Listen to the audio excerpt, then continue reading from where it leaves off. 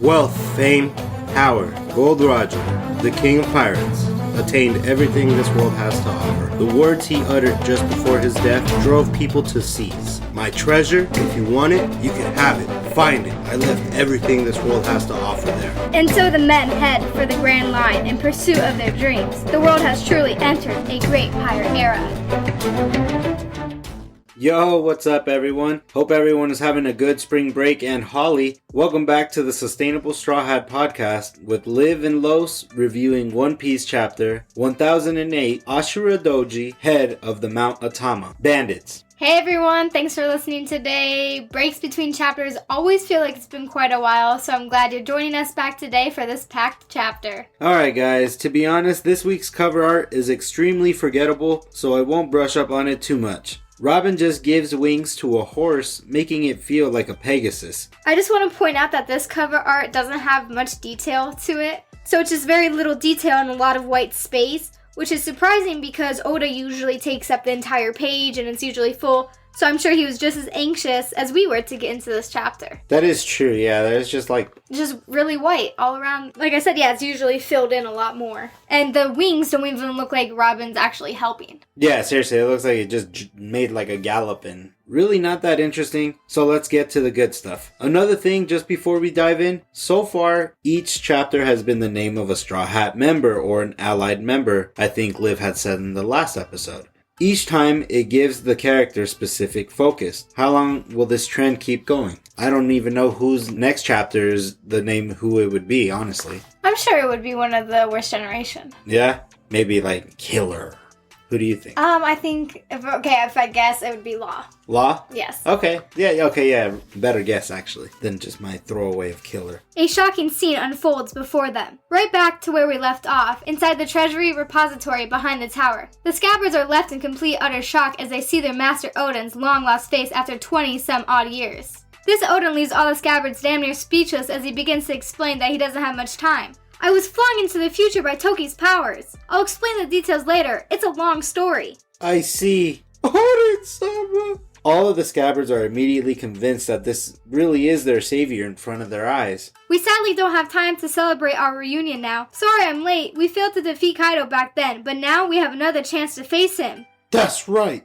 You can count on us. It breaks my heart to see the scabbards get toyed with like this. Seriously, because coming into the chapter, I was already 99.9% sure that this isn't the real Odin. And to the readers and listeners out there that truly believe this guy is the real deal, I'm sorry, but it's just not possible. Ashura by far is the only one to realize something is fishy and isn't fooled. Kinemon is already sold that there's no other way around it. How could the person right in front of them not be their master? Everyone, don't be fooled. This is obviously an imposter. What are you saying, Ashura? He's right in front of our eyes. Kinemon, remember what Toki-sama told us. It's impossible. It's impossible to return to the past. Toki-sama's power can only send a person forward in time. But Odin-sama definitely died that day. That's a fact. So how could he possibly be here in the future? But Kinemon's crying, smiley, boogery face is very cringy, and it only gets cringier throughout these panels.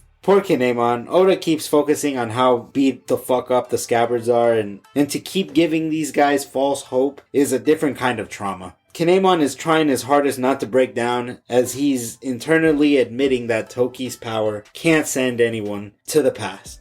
The imposter Odin takes notice to a distracted and turned away Kinemon. Ashura screams from the top of his lungs, I understand, but you've got to open your eyes, Kinemon. Ashura screams from the top of his lungs and tells him, listen Kinemon, wake the fuck up, dude. Ashura dukes Kin across the face and then swings at the imposter Odin, giving him a nice gash on the cheek, but no blood. See? He doesn't bleed. Okiku is the first to notice. Ashura wasn't the only one to land a blow. The imposter Odin has managed to skewer Ashura Doji through his chest. Ashura-san! He pushed Kinemon out of the way so he wouldn't be the one taken out. And I have a bad habit of reading these chapters too fast because I'm so excited and I want to know what's going on. And I usually reread to look back throughout the little details. And the first time I missed Ashura getting stabbed and I can't believe it. Like, we're really going to kill off Ashura all of a sudden? What? That was the biggest thing for me. I was like, no fucking. I dropped my phone at that point. I couldn't believe it. Like, Ashura. Oh my god, I'm devastated. Honestly, it was a blow to the heart. The chapter starts to get really emotional here. It could almost bring me to a tear or two. Ashura already beats me to it. I'm no different from you guys. I wish he was real. How outrageous! Who's behind this? Damn, we were duped. Ashura! But his mannerism, the way he talks, he's exactly like Odin-sama. We were the only ones who knew Odin that well. Kawamatsu and Neko are both shocked that they were both fooled because of how accurate this portrayal of Odin is. Izo states that the Scabbards are the only ones who knew Odin's speech patterns and mannerisms best. But that's when Denjiro brings up the elephant in the room. So it's you! It's Kanjuro! Some could say that the Scabbards should have known this wasn't the real Odin, but you've got to put yourself in their shoes. They're vulnerable right now, and it's the One Piece universe. I mean, impossible things do happen. Yes, I think Kinemon should have been more skeptical about this, but it does look like his heart was broken the worst. And I had the idea of this Odin being the fox, Onimaru, but I also figured it was Kanjuro as well. Yeah, no, it kind of, the depiction of it, it hurts me a little more because, you know, he's got a broken tooth, he's got bandages wrapped around his head, he's bleeding, he's tearing up, and Kanjuro starts to speak as Odin and claims he's putting on a final act. I'm Odin! Okiku feels extremely guilty and begins apologizing to Ashura for not finishing Kanjuro off as her responsibility. Ashura-san, forgive me. This is my fault. I was meant to take care of Kanjuro. Ashura mutters to her that it's okay. Even the sharpest sword becomes dull when pointed at a friend. This fight is as personal as it gets. That punched me right in the gut when I read that. Just how it did for you when you saw him get stabbed. This was my moment of my heart breaking. Fuck you, Kanjuro, you sly traitor. That's how I felt. That's how I felt when reading the chapter. It's his friend. That's the thing about this. It was their friend for all this time. Why, Ashura?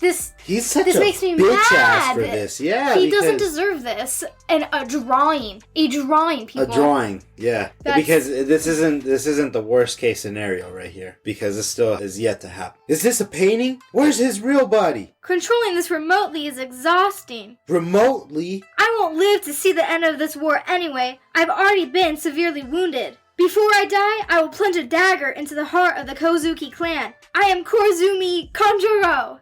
Denjiro charges straight at the imposter. Behind him, Raizo pulls his katana out as well, while Okiku consoles our fallen friend. Denjiro points out that Momonosuke-sama is in danger, as Kawamatsu reminds everyone that the voice they heard from the little rat Mary, that Momo should be with the Kunoichi, as everyone quickly realizes that it's Shinobu they're relying on. Are they worried it's Shinobu they're relying on? Hell yeah, come on. You're gonna leave Momonosuke with Shinobu? Come on. That's true. Shinobu! We have to find a way to warn her. Next thing you know, the Odin drawing reveals he has explosives under his getup and lights a fuse. Kanjuro's last cowardly comment to the Scabbards is that it's foul play to pursue a dying opponent. So he created the Odin drawing to make this the Scabbards' final challenge. Then, in his last few moments, Ashura commits to the bravest act any of the members could have done. Everyone get out of here! You have to stop Kanjuro! And he charges at the imposter, ramming him through the walls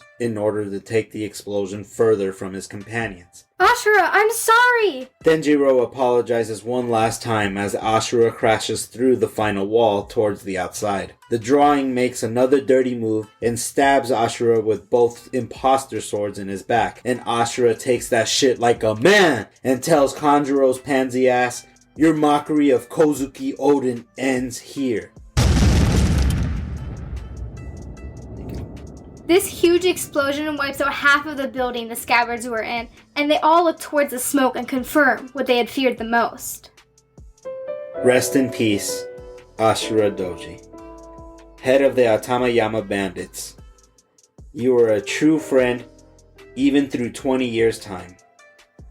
We cut to a scene with Kanjuro hysterically laughing, charging towards a crowd, giving exposition for his motive. Kakakaka. Masquerading as a Kozuki to destroy the Kozuki before my death. What a fitting finale to my beautiful lifelong performance. Let's talk about his character a little more. Now, I have a love-hate relationship for Kanjuro. Mm-hmm. So him going to this depth of pretending to be Odin, trying to kill off the rest of the scabbards because he needs to finish his final act or role, makes him a really trustworthy character for the, so to say, bad side. Mm-hmm. There are great evil characters such as Doflamingo, and I think Kanjuro fits in that same category. He's very persistent, and its maniac personality we get shown more and more, especially the dialogue, because most bad guys always like smooth talk or use like words like it's poetry, kind of like the Joker in the DC movies. Mm-hmm. So it's always like artistic the way they do things. Which, that's why. Yeah, Kanjuro does fit that very well, and he has made a pretty good bad guy, I think, for the Scabbards, and I actually see him as a bigger threat than Orochi. Like,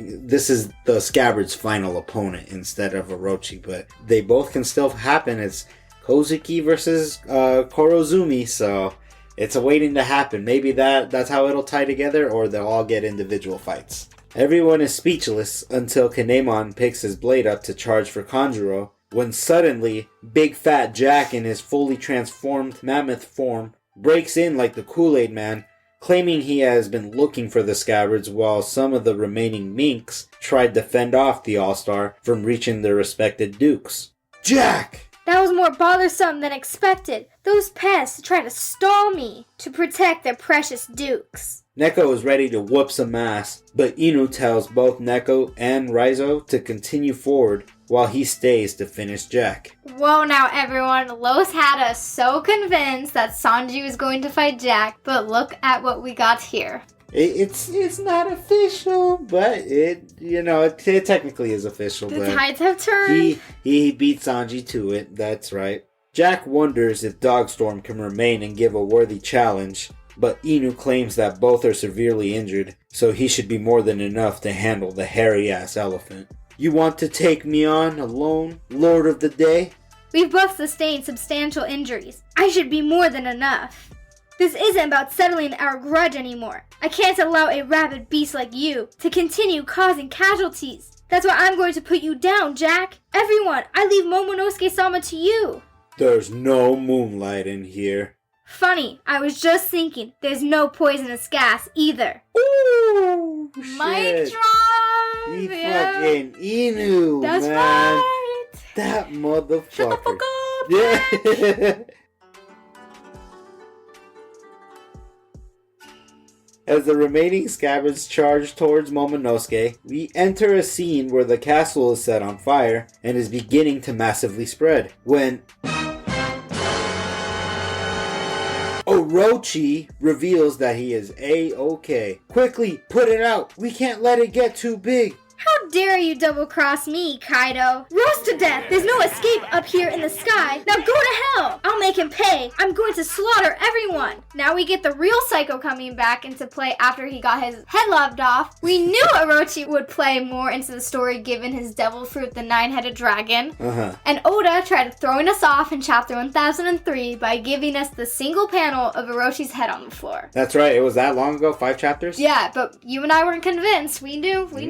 Nope. He's on a mission along with Fukurokuju, putting a cap in somebody's ass in the background. There's no escape from the flying, burning hell that is Onigashima right now. One last check-in with Momo's group. He has reverted back to his normal form and is hidden under Yamato's clothing again. They are running inside of some hallways inside the castle, most likely being on the bottom floor. Momo explains that he can better control his transformations than when he first met Luffy and his crew, when he would just sporadically transform because of a scale or surprise, and he just keeps beating himself up about it. Hold still, Momonosuke-kun. Sorry, I can control it better now. When I first met Luffy and his crew, I would turn into a dragon whenever I was startled or anxious. You sure startled me. I wonder if your powers work like my father's. If I could turn into a monster like that, I would actually be useful to the others. I wonder if Luffy's doing okay. I wish I could help take down Kaido as Odin.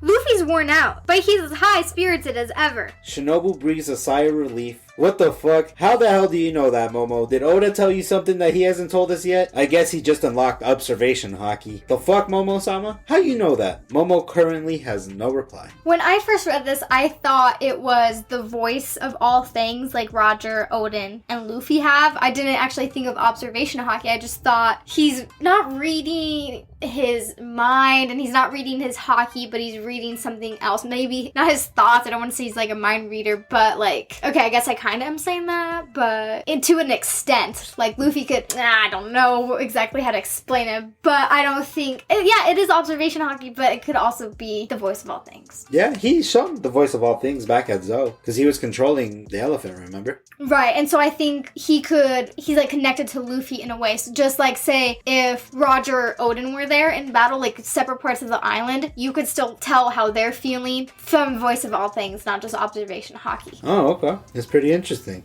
Okay. Back to the rooftop. Luffy is screaming, being flung into a wall of boulders that is alongside his allies. How are we supposed to beat them? None of our attacks are working. Law is in the furthest part of the background, examining the situation, trying to scheme something up. Killer, I think, is just trying to figure out how to be of more assistance as his Captain Kid holds himself down with weapons he has made from both of his arms. His right arm is transformed into a 4-point harpoon gun. Which is totally badass looking. Yeah, that shit. I couldn't believe that. I was like, what the hell? Okay, like, take them out of the sky. Yeah, he's gonna fucking shoot it. He's gonna shoot Kaido down. While his left just seems to be his normal giant mechanical arm that looks like a big ass bazooka. And Zoro is holding himself up, trying to catch his breath as he doesn't let go of eye contact from the enemy. Luffy pops out from the rubble and says, they're definitely working. We've hit them so many times, they have to be feeling it. They're humans, just like us. Como como no. As he fires right back towards the smoke and is instantly shot back just as he previously was. At least they are giving Kaido and Big Mom the respect they deserve. Like I've been saying almost every chapter review, we are underestimating that they are up against 2 Yonko. Plus all the other bullshit going around. You got Orochi setting stuff on fire, there's a disease being controlled, all sorts of creatures and weapons. So at least now we're seeing the power come into play. Zoro reminds his captain to look before you leap. Killer is amused by Luffy's comments, saying he's surprised he even considers those Yonko human at this point. As he pops out again, saying a pessimistic attitude won't resolve anything, Zoro replies by telling his captain, you should help us come up with something then. Of course, Law is the one to bring up the fact that they need to split them up. If you didn't know, Law is the only one able to do this at will, more than the other 4 allies. So I'm pretty sure he'll take responsibility for this. Zoro agrees. I'm thinking he's going to have to assist Traffy with his scheme, so he might have to be bait. Kid goes ahead and says the obvious, that facing those 2 together is hell, as we are finally revealed Kaido's hybrid form. It's really not that creative looking, and could have been better in my opinion, but still, both Yonko look dope in this scene. Big Mom looking like a fucking psycho with her tongue out, and both Zeus and Prometheus charged up with crazy eyes. Luffy hears Kid and says, big deal bruh, I've been to hell and back plenty and this ain't nothing new to me. This impresses Kaido and compliments Straw Hat, saying his eyes never lose fire and is excited for the final clash. Their eyes lock. End of chapter. No break next week, y'all. I like how this chapter ends with Kaido and Luffy gazing into each other's eyes, twinkling, complimenting each other. So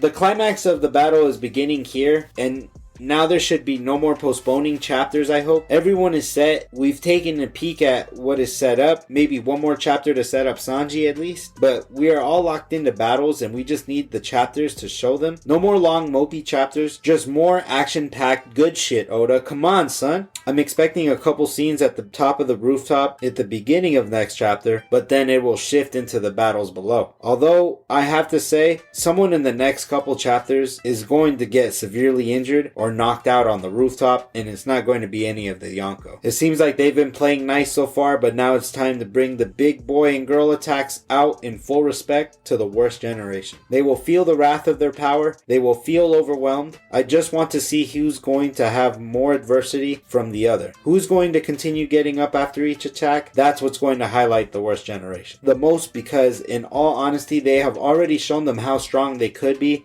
and how effective their attacks are, but it all goes to shit if you can't hang with the adults. Granted, they are already adults and they are fighting people that are old as shit in context of age, but these are two of the top pirates of the seas showing out to these young guns. It won't be an easy win. I think I've said this before, but just expect some not so great things to happen to the allies. We've got a long way to go. And this chapter gave us a lot to unreal, so I think we should start at the beginning. We have a blown up Ashura, the Scabbards kind of split up, so it's Jack against Dogstorm and Conjuro unless he escaped. And everyone else being Kinemon, Kiku, Raizo, Denjiro, Neko, Kawamatsu is going to find Momo and Shinobu with Yamato. This now changes the direction of Sanji, and whose voice did we hear? And which direction is he headed now, because everything has been taken care of? Meaning, the Scabbards are okay, and then now Momonosuke is okay, or will be.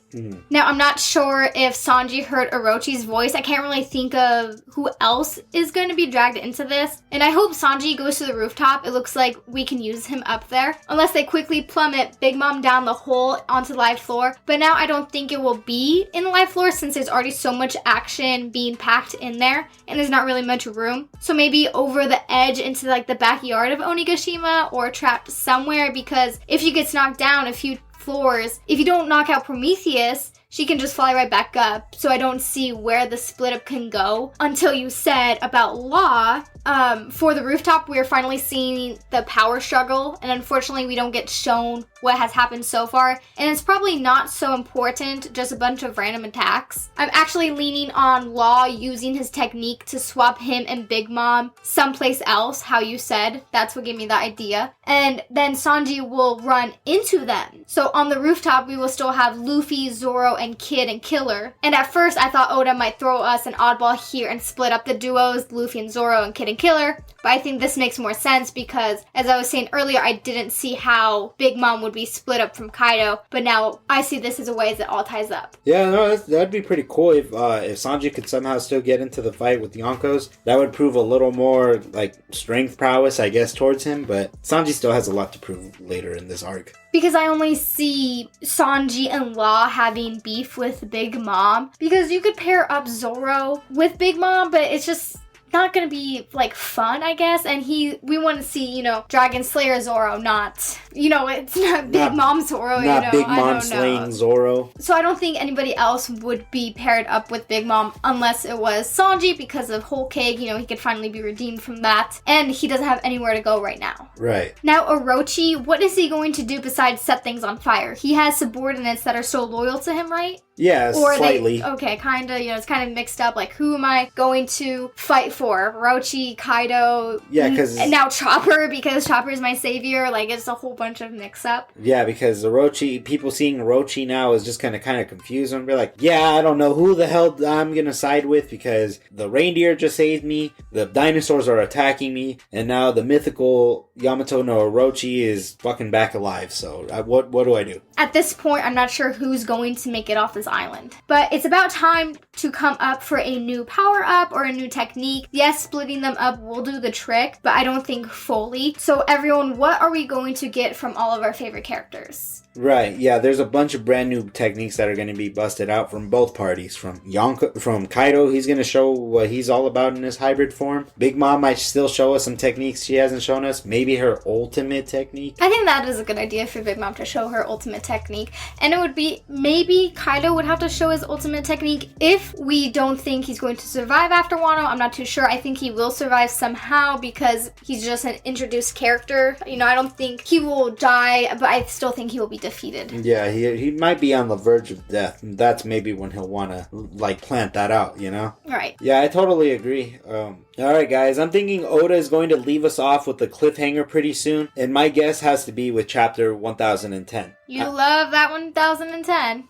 You have high hopes. It's a nice little look. Either in that chapter or in the next few, Act 3 will be coming to a close. Now, if you have been following One Piece long enough, you know how big the in-between arc/act chapters have been extremely important to the rest of the story. There will be some big reveals, hopefully, and some more shocking events that have already occurred or that are scheduled to happen. What else is going on in the other kingdoms and islands of One Piece? What will be revealed to us before Act 4. We have another bonus episode for Manga Monday this week to give you guys some insight of what we think could be mentioned or could possibly happen. Be on the lookout and let us know what your guys' thoughts are on social media.